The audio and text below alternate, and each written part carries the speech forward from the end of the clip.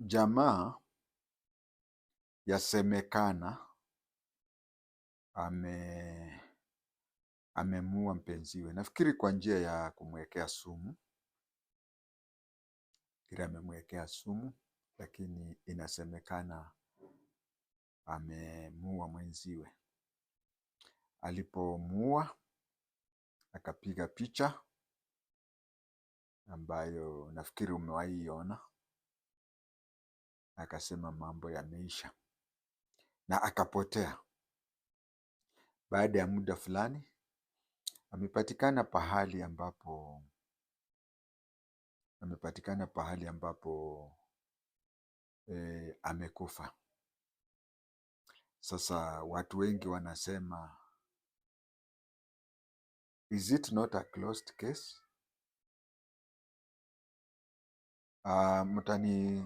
Mtaelewa nitakaposema kwamba ninayazungumza haya kwa Kiswahili kwa ajili mtandao huu ni wa kimataifa, na mtandao wa kimataifa unapozungumza mambo kadha wa kadha huja yakapatikana kwamba kuna vikwazo fulani. Sasa nikiyazungumza katika lugha ya Kiingereza, kuna uwezekano kwamba wale wakaguzi wataona kwamba ni mambo mazito, ambapo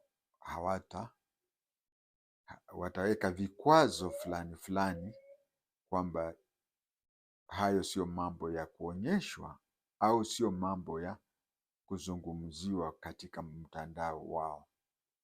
Ndio maana nikaamua niyaongelee katika lugha ya mataifa ya Afrika ya Mashariki. Kinachosemekana, kwa vile watu wengi watasema kama aliua mpenziwe na akajiua, si sasa mambo yameisha. Lakini nataka kueleza kwa urefu yale mambo ambayo yametendeka na vile serikali, hasa kitengo cha upelelezi cha DCI ambapo kitafanya. Lakini kabla sijazungumza zaidi ya hapo, ningependa ni tafsiri vitu viwili. Watu wengi hawajui kutafsiri kitengo cha NIS na kitengo cha DCI katika Kenya. Ukitaka kutafsiri kwa Kiswahili, kitengo cha NIS ni kitengo cha ujasusi. Kitengo cha NIS ni kitengo cha ujasusi, intelligence. Ukirudia kwa kitengo cha DCI ni kitengo cha upelelezi, investigation. So NIS ni ujasusi na DCI ni upelelezi. Sasa kulingana na haya mambo tuko na wakati mwingine kazi inakuwa kama kitengo nilichokuwa nikisimamia katika Bonde la Ufa, ilikuwa ni upelelezi wa kijasusi. Kwa Kiingereza upelelezi wa kijasusi ni criminal intelligence. So kuna wakati fulani vitengo kadha wa kadha huja ukashindwa kujua mpaka uko wapi. Huwezi jua mpaka uko wapi kati ya hizo vitengo tofauti. Kwa hivyo ndio maana nasema kwa ujumla kitengo cha DCI au mbeleni kilikuwa kinaitwa CID. Nafikiri nchi zetu jirani, Jamhuri ya Muungano ya Tanzania na Uganda bado wanaita CID.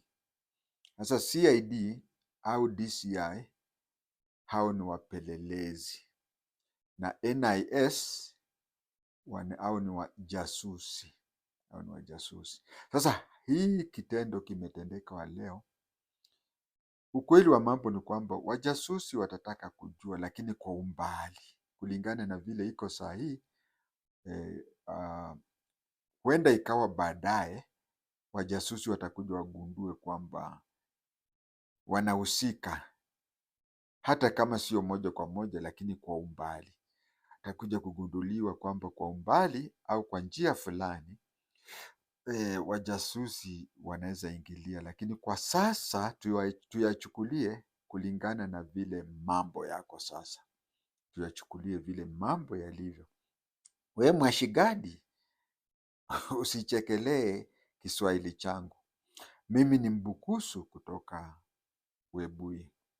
Siwezi bishana na wewe kwa Kiswahili, wewe Mtaita kutoka Mbololo.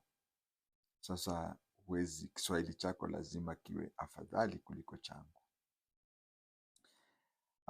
Kwa mtu wa kawaida kama mimi na mtazamaji wangu mpendwa, utagundua kwamba tunaweza sema kwamba huyu jamaa aliua mpenziwe alafu akajiua. Kwa hivyo hatuna la kufanya, ni kueleza familia zilizohusika makiwa. Lakini sio hivyo. Katika kitengo cha upelelezi DCI, kitu cha kwanza wangependa kujua kwamba huyu msichana amekufa. Ndiyo, amekufa. Hilo ndilo jambo la kwanza, na kifo chake ni huyu mvulana alikisababisha. Ni huyu mvulana alikisababisha. Kwa ajili ndiyo, katika mtandao ameweka picha ya kusema kazi imeisha. Inasemekana kwa sasa kwamba walikuwa wapenzi. Huyu mwanaume ni mwalimu na mwanamke naye alikuwa askari jela. Lakini inasemekana kwamba huyu mwanaume alidhania kwamba huenda ikawa huyu mwanadada ana mpenzi mwingine, au huyu mwanadada anataka kumtoroka aende kwa mpenzi mwingine. Sasa hii, katika huo wivu wa kimapenzi, akaona kwamba haezi kubalia hayo yanatendeka na akaamua amuue. Kitu cha kushangaza ni kwamba baada ya kumuua huyu msichana, ukiona picha ya alivyolala akiwa amefariki, anakaa ni kama unaweza fikiri hata ni mtu tu kulala kwa kawaida. Nafikiri ni mtu analala kulala kwa kawaida, kumbe kesha kata roho. Alafu mwanaume mwenyewe anasema kwamba nimeyatimiza yote. Alipoyatimiza, katika roho ya unyama, ametangaza kwa mitandao kwamba amekamilisha hiyo kazi. Baada ya hapo akapotea. Tuanzie hapo. Katika idara ya upelelezi DCI ama CID watataka kujua huyu mwanadada amekufa au hajakufa. Ndio, amekufa. Kilichomuua ni nini? Okay, ni sumu, labda kunyongwa, labda ni nini? Okay, amekufa sumu nini? Na je, kama ni sumu, kama ni kunyongwa, ama kama ni kuuawa ambapo hakufa kifo cha kawaida, ni nini kilichosababisha hicho kifo? Okay, tuseme ni sumu, tuseme ni sumu. Wamehakikisha ni sumu. Watataka kujua, je, hiyo sumu ama kama ni kunyongwa, ni huyu mwanaume alimnyonga au sio mwanaume aliyemnyonga? Wajua kwamba anaweza tokea mtu mwingine akalazimisha huyu mwanaume kumnyonga huyu mwanadada. Nasema tu yani, kwa wale wanaofikiria kwamba hili jambo limeisha. Hata kama wahusika wamekufa, DCI, idara ya upelelezi, itapeleleza ijue, je, kilichofanya akufe ni huyu mvulana? Na kama ni huyu mvulana, alikuwa peke yake ama kuna mtu mwingine alihusika kwa njia yeyote ile? Tukikumbuka kwamba kesi ambayo tunayo hivi karibuni, tuko na kesi ambapo gavana wa zamani aliwahi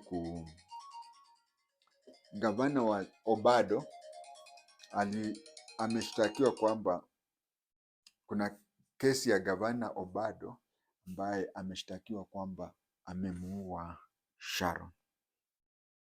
Ingawaje alijaribu kusema kwamba hakuweko ama nini, lakini wewe kushtakiwa kwamba umeua mtu, kuna njia kadha wa kadha zinazosemekana unasaidia mtu kuua mtu mwingine.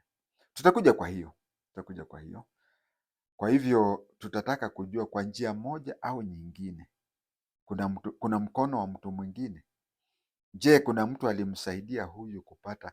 Okay, kuna huyu mtu ambaye tuseme amemuua kwa kumdunga kisu, hapa hatujui, au alimuua kwa kumnyonga, au alimuua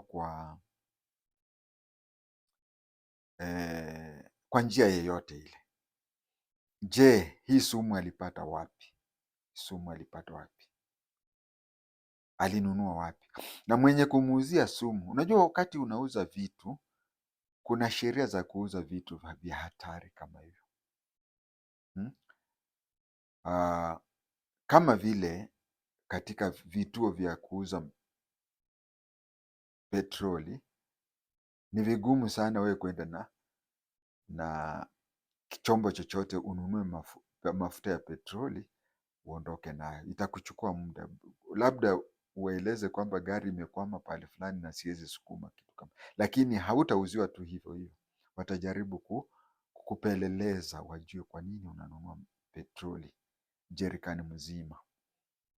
Kwa hivyo kutakuwa na haja ya kujua kama hiyo sumu aliyempa mpenziwe, je, kuna mtu waliongea? Je, wewe ulisikia? Unajua mtu anaweza kuelezea rafiki yako kwamba naenda kujinyonga. Ukisema enda ujinyonge, ama ukinyamaza na igunduliwe kwamba alikwambia anaenda kujinyonga ama anaenda kuua mtu na huku mkataza ama nini, lakini hayo nitakuja. Kwa hiyo ambapo nasema sio lazima ukuwepo wakati kitendo kinatendeka ndipo uchukuliwe kwamba wewe ni mtu umeua fulani. Unaweza sema vile Obado alisema, mimi sikuwa karibu, lakini hata ukiwa mbali bado kuna njia sheria inaweza kukuhusisha na hiyo. Je, kuna mtu mwingine amehusika akijua? Unajua unaweza husika bila kujua. Wewe unaweza kuwa ni mtu wa kuuza dawa ya panya, na unapokuwa unauza dawa ya panya, mtu anaweza kuja akakwambia kwangu panya ni nyingi, na kumbe hiyo dawa ndio anaenda kuua mtu nayo. Hapo huwezi shtakiwa. Lakini mtu ukijua kwamba mtu anaenda kuua mtu mwingine na unyamaze, hayo ni makosa. So tunataka kujua kuna mtu ambaye alihusika na hicho kifo kabla, wakati yanatendeka, au baada ya maneno kutendeka. Tunaona picha ambapo yeye ako hapo na mpenziwe amekufa ako hapo, lakini tuna hakika kwamba yeye ndiye alimuua? Saa zingine labda anaweza kuwa mtu mwingine amemuua, na huyu akalazimishwa kufanya nini? Kupiga picha na kujitangaza kwamba yeye ndiye amefanya hivyo. Kwa hivyo hiyo ndio jukumu ya idara ya upelelezi. Haya, alipotoka hapo, tuseme wamechunguza, wameona msichana alikufa kwa njia fulani, kama ni kisu, kama ni sumu, kama ni nini, watahakikisha wakishagundua hivyo na wagundue ni ukweli alikufa kwa njia hiyo, watataka kujua ni huyu mpenziwe aliyesababisha kifo hicho.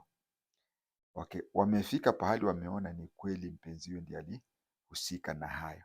Wakishagundua hivyo, kitu ambacho wataenda kutafuta baadaye, je, kuna mkono wa mtu mwingine hapa? Wajua vile nimesema saa hizi ya kwamba kuna uwezekano kwamba huyu mtu anaweza toka huko akaua huyu mwanadada na akalazimisha huyu jamaa kupiga picha pamoja naye. Tuelewane kwamba vile wamekufa wote wawili, kupata ukweli itakuwa ngumu. Tuseme kama huyu mwanaume angekuwa hai ama kitu kama hicho, ndio angetusaidia, lakini Wapelelezi hawezi maliza kesi, hawezi maliza upelelezi hivi hivi tu. Hawezi tu kuja akasema okay, huyu alipatia mwanadada sumu na akarudi akajinyonga. Watataka kujua kama kuna mtu mwingine alihusika hapo, kwa vile unaweza kuwa wewe uliua, ama unaweza kuwa umemshikia bunduki na mwambia nywesha huyo mwanadada mnyweshe sumu, alafu ndio igunduliwe kwamba hii picha aliyopiga na marehemu ilikuwa ni picha amejua, ye mwenyewe kupenda ama nini, kwa vile mtu mwingine anaweza kuja na akasababisha hicho kifo, alafu akatoa ushahidi kwa njia ambayo ingeonekana kama ni huyu mwanakaka ambaye amemuua mwanadada. Wakishafikisha hapo, watarudi waende mpaka pahali alipopatikana. Nafikiri ni msituni, alienda akapatikana msituni, akishajitia kitanzi. Wakifika pahali amejitia kitanzi, watajaribu kuchunguza alijitia kitanzi kwa makusudio, ama yule mtu ambaye alifanya akamuua yule. Unajua, unaweza ua mtu mwanadada alafu utake ushahidi uonekane kama ni ya huyu mwanakaka, na ikipatika na sasa unajua akiwa hai kama kile kisanga cha mauaji ya Pinto, yule mtu ambaye walimsingizia kwamba aliua Gama Pinto alikaa jela zaidi ya miaka 30, lakini alipotoka akakuja. Na sasa kama angenyongwa miaka ya 60 ama 70, tungesema tu huyo alimuua. Kwa hivyo ni vizuri aliyehusika asikufe ama asiuawe, ndio baadaye aje aeleze ukweli. Lakini sasa amekufa, kitengo cha upelelezi kitataka kujua kipengo cha upelelezi kitataka kujua hiki kifo chake pia ni cha kawaida au la. Mwishowe, nilikuwa nimekueleza hapo mbeleni ya kwamba nitakwambia kwamba hauhitaji kuhusika moja kwa moja katika kifo cha mtu, ama wacha kifo, hauhitaji hahitaji kuhusika moja kwa moja katika uhalifu wowote, lakini unaweza kushtakiwa kama yeye yule aliyefanya huo uhalifu. Uhalifu aina wote: mauaji, uhalifu wa wizi, uhalifu wa hata kutaka kupindua serikali, uhalifu wa wowote tu, bora katika nchi fulani, nchi ya kwako, inahesabiwa ni uhalifu. Unaweza shtakiwa hata kama kwa mfano kosa limefanyika nchi jirani na wewe uko hapa, hata hiyo nchi hujawahi kanyaga, lakini uhalifu umetendeka huko. Je, unaweza shtakiwa kwamba ulihusika kwa huo uhalifu? Ndio, unaweza shtakiwa. Sio lazima ukuwepo pahali pa kitendo cha uhalifu, sio lazima hata ujue hapo pahali, sio lazima kama kitendo hiki cha huyu mwanadada, sio lazima uwe ni mtu unamfahamu huyu mwanadada. Kitu cha kwanza wanasema kusaidia kwa vitendo ama kwa mawazo. Kusaidia kwa vitendo ama kwa mawazo kwa mtu ambaye anaenda kufanya uhalifu. Kusaidia kwa maneno au vitendo, kwa ushauri yani.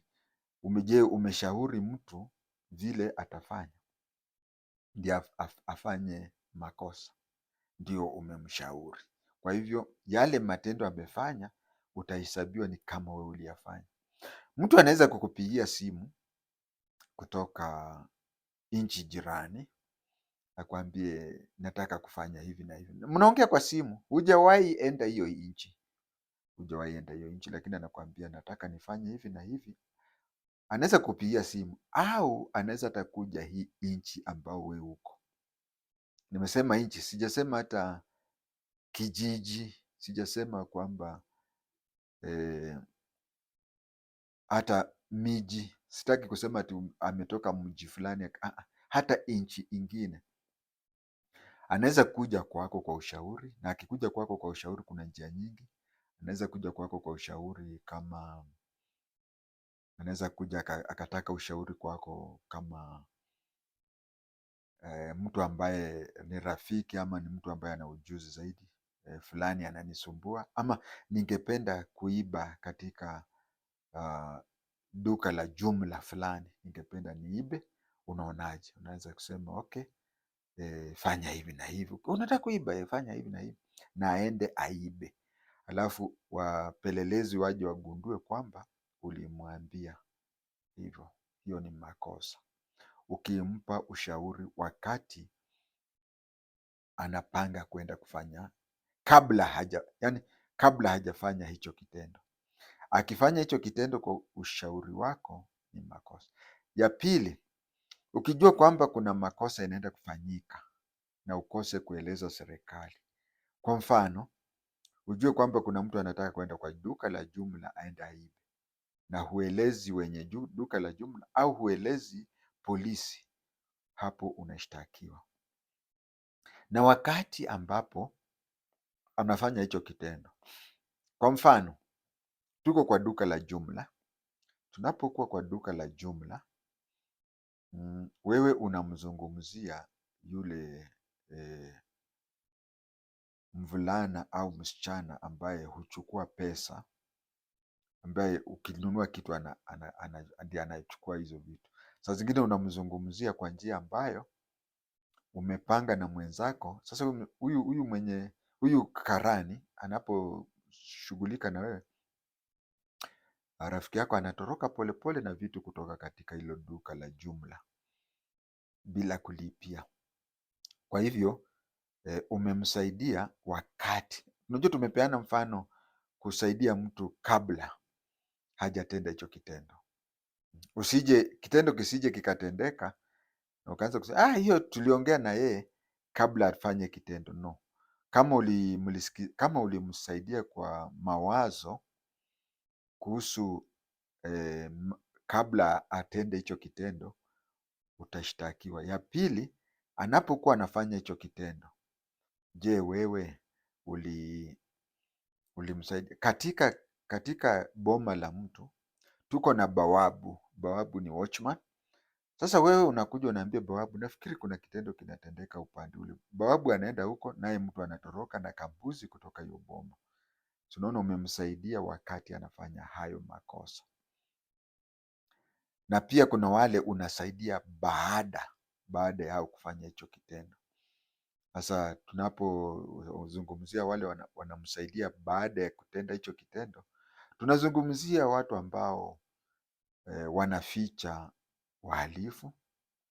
Mtu anakuja kwako, unamficha badala ya kuita polisi ama nini, ama umwache aende kule anaenda.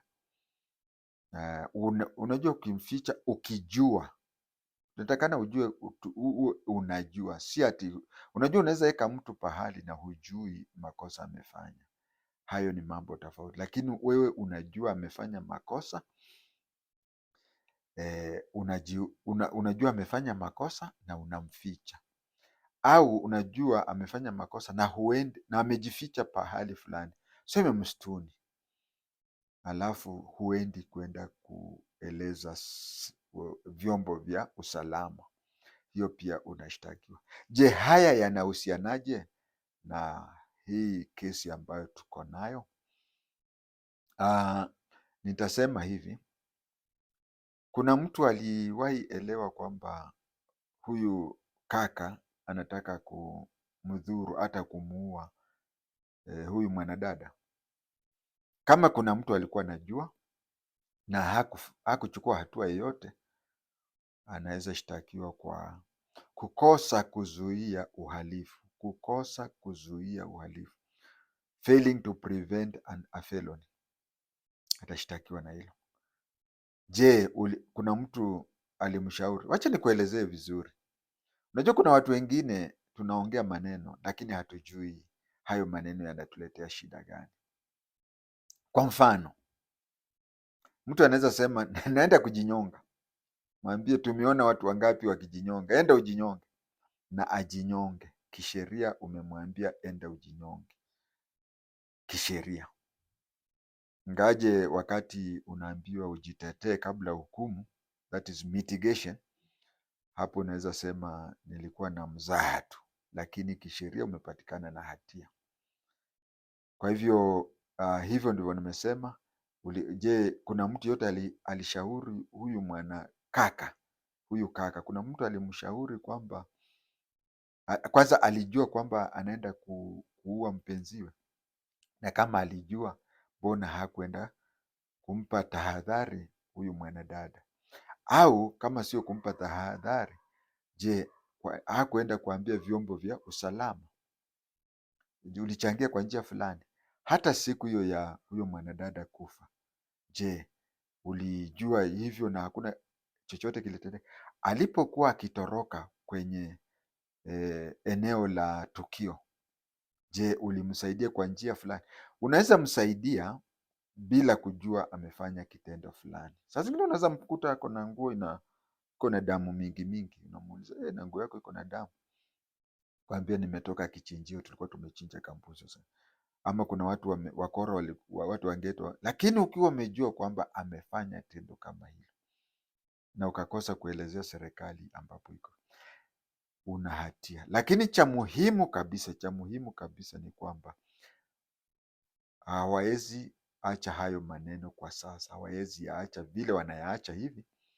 Itabidi wafanye uchunguzi zaidi ili kujua kwamba kuna mkono wa mtu mwingine isipokuwa huyo aliyehusika peke yake, na kama kuna mkono wa mtu mwingine, hiyo kesi itaendelea, ambapo hawawezi funga faili, wataendelea na hiyo. Ya nini kuua?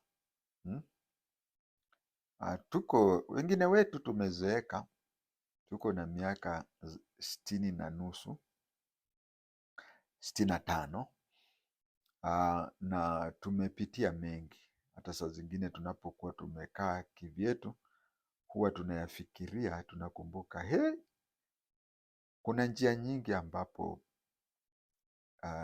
mambo huwa hivyo. Na ikiwa hivyo, sio lazima uishi na yule ambaye wewe unataka. Kuishi na mtu inatakikana mapenzi na mahusiano ambayo nyote wawili mnapenda. Mmoja akiwa ana nuksi ama chochote, mwache. Kwa wavulana kuna wasichana wengi, na kwa wasichana kuna wavulana wengi. Sio lazima ukae namna hiyo. Na ningependa kuuliza wanadada, watoto wasichana, hasa wale wameolewa ama wale wako katika ushirika ambao ni wa sana sana wa wivu, sio uvivu lakini wivu sana sana, ambapo kuna wivu, ambapo unaona mtu mnasalimiana, unaambia mtu huyu tulikuwa tunasoma naye, na unaona mpenzio hapendelei. Ujue kwamba hata utakuta siku ingine binamu yako atakutembelea na italeta shida. Mapenzi inataka mnapoachana usiwe ati saa zote unakuwa na wasiwasi kwamba mwenzangu naye ama ako na wengine. Ukianza namna hiyo, wachana naye, na ukiona mpenzio anako namna hivyo, wachana naye. Makaburi ni mengi. Sisi wazee hatutaki kulea wajukuu, hatupendi kulea wajukuu. Nyinyi leeni wajukuu wetu vile tulilea nyinyi. For those remarks, you can put anything in the till number. May God bless you, my viewer. May God bless this great channel. May God bless our East African countries. And may God also bless our nation and our viewership. You have really made my channel to prosper, and may God bless you. Amen and amen.